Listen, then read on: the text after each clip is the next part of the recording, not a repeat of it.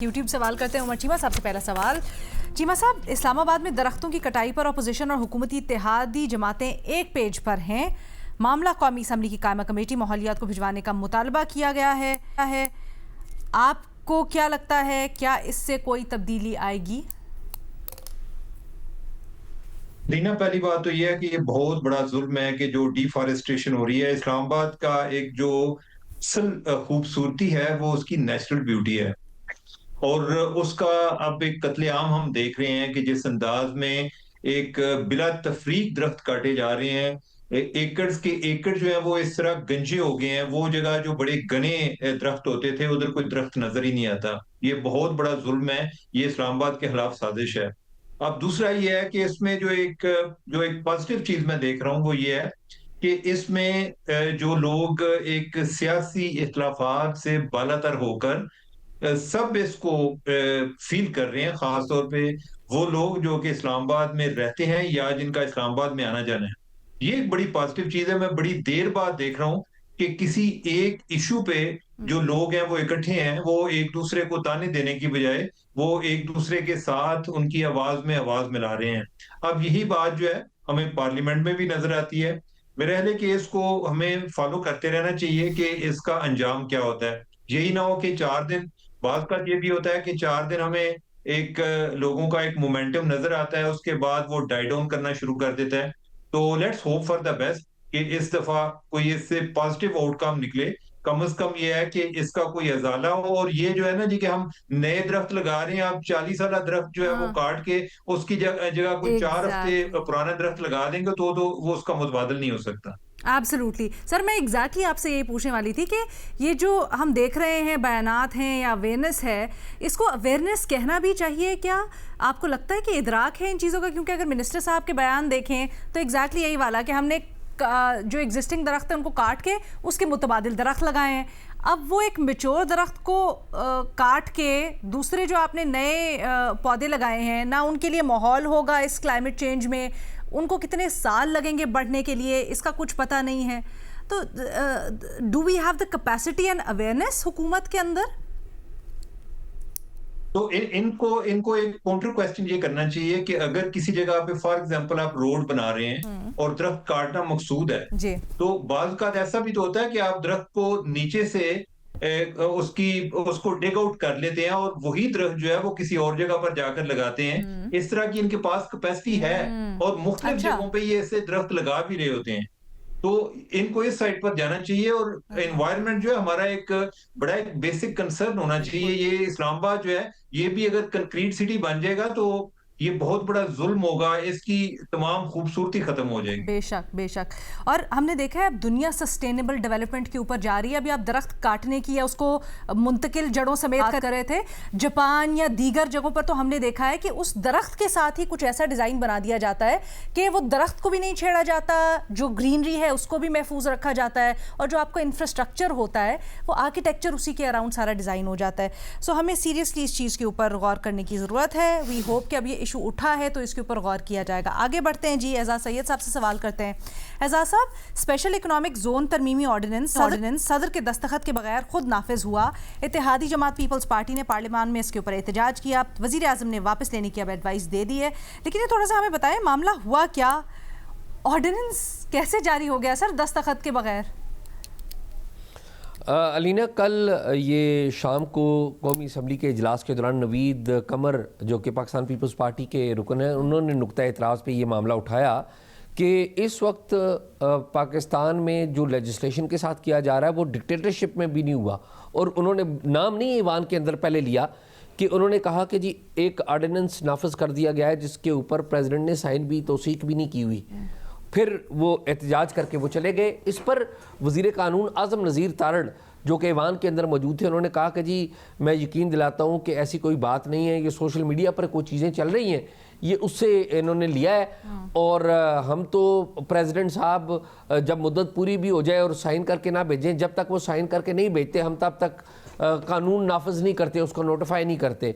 ये वज़ीर कानून ने कल कहा। और फिर हमने देखा कि प्राइम मिनिस्टर ने एडवाइस किया है कि उस कानून को, उस आर्डिनेंस को वापस ले लिया जाए। मामला ये है कि ये इस बात का एतराफ़ है कि उस قانون پر عمل درآمد کے لیے حکومت نے ایک حکم نامہ جاری کر دیا تھا، حالانکہ صدر صاحب نے اس کی توثیق نہیں کی تھی۔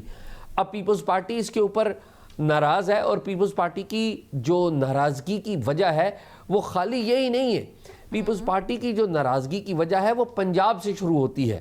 پیپلز پارٹی سمجھتی ہے کہ پنجاب کے اندر پیپلز پارٹی کو جو فارمولہ طے کیا گیا تھا اس کے مطابق نہ تو شیئر دیا جا رہا ہے اور نہ ہی پیپلز پارٹی کی باتیں ان کے جو مخصوص علاقے ہیں وہاں پر سنی جا رہی ہیں۔ تو پیپلز پارٹی کی جو ناراضگی، جی بالکل، جو ناراضگی ہے وہ پنجاب سے ہوتی ہوئی اب اس قانون کے اوپر آ گئی ہے۔ اور آج بھی جب قومی اسمبلی کا اجلاس ہوا تو یہ درختوں کی کٹائی کا معاملہ جو ہے اس کے اوپر بڑے آڑے ہاتھوں لیا پاکستان پیپلز پارٹی کی شرمیلا فاروقی نے اور دیگر جو لوگ تھے۔ پھر آغا رفیع اللہ جو ہیں پیپلز پارٹی کے، انہوں نے بڑی تنقید کی، عبدالقادر پٹیل وہ بڑے بولے۔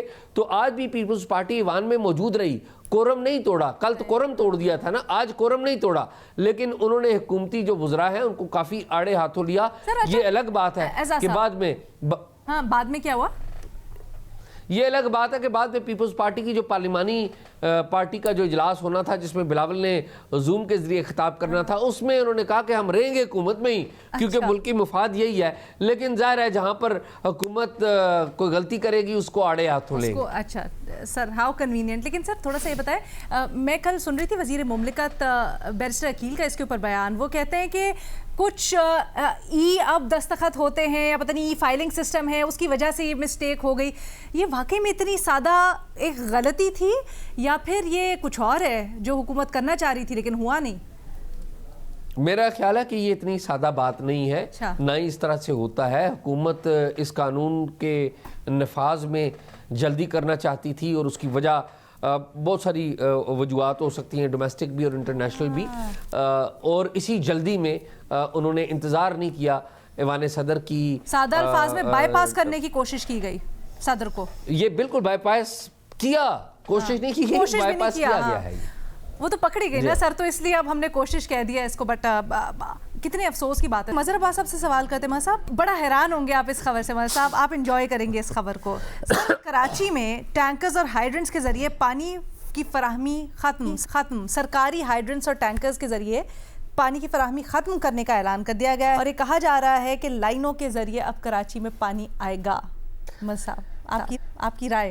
دیکھیں، سالہ سال سے میں ایک بات کہتا آ رہا ہوں، دیکھیے کراچی میں ہوتا ہے دھندا، پانی کا دھندا، ٹینکرز کا دھندا، سڑکوں کا دھندا، تجاوزات کا دھندا، اور اس دھندے کا مطلب یہ ہوتا ہے کہ اس میں جو لوگ ہیں ان کو ان کا شیئر ملتا ہے۔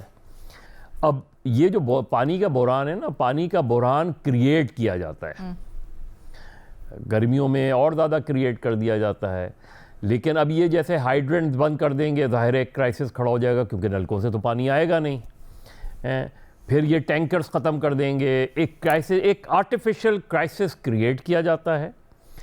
ایک احتجاج بھی خود ہی کرواتے ہیں، احتجاج کروایا جاتا ہے سالہ سال سے اربوں روپے سے۔ ابھی میں میئر صاحب کو سن رہا تھا 46 ارب روپے، مجھے تو سمجھ نہیں آتی یہ اتنے ارب اور کھرب روپے جاتے کہاں ہیں، کیونکہ زمین پر نظر نہیں آتے۔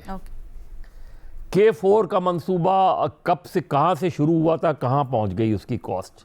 سیف سٹی کا منصوبہ کہاں سے شروع ہوا تھا، کہاں پہنچ گئی اس کی کاسٹ؟ کراچی ماس ٹرانزٹ کہاں سے شروع ہوا تھا، کہاں پہنچ گیا؟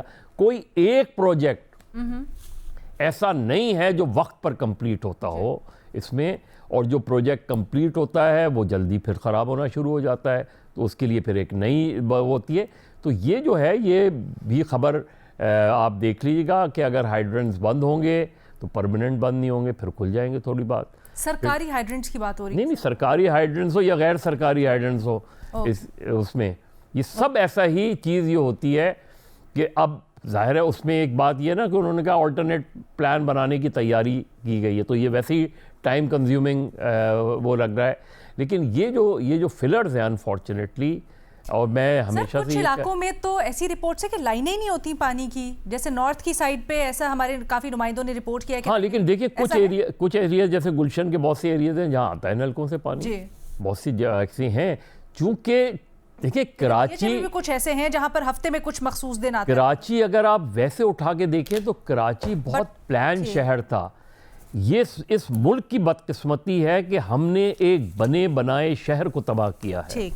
और माशाल्लाह इतना हाथ है हमारे लोगों का इस शहर को, लोगों से मुराद उनका जो अशराफियाँ हैं, इस शहर को तबाह करने में, तबाह और बर्बाद करने में, कि अब ये शहर अनमैनेजेबल और अनगवर्नेबल हो गया है। ये याद रखें, ये मैं पिछले 10-15 साल से कह रहा हूँ, ये शहर अब कभी भी अपनी नॉर्मल तरीके से तो नहीं चल सकता। आप नहीं बिलीव कर रहे इन दावों के ऊपर जो कर रहे नहीं, इससे सोल्यूशन अगर आप समझ रहे हैं कि पानी का सोल्यूशन हो जाएगा, नहीं होगा। अगर आप समझते हैं कि शहर की सड़कें ठीक हो जाएंगी, नहीं होगी। ये जिम्मेदारी बल्कि ओनस है अब हुकूमत के ऊपर कि अगर वो दावा कर रहे हैं तो अब ये प्रूव करके दिखाएं, क्योंकि इस वक्त अरे जो सड़कें बनाएं उस पर हुकूमत ये बता दे कि ये सड़कें 10 साल तक नहीं टूटेंगी। सही, ओके। अब वही कहा ना, इसको इस चीज़ के ऊपर ख़त्म करते हैं कि अब हुकूमत के ऊपर ओनस है।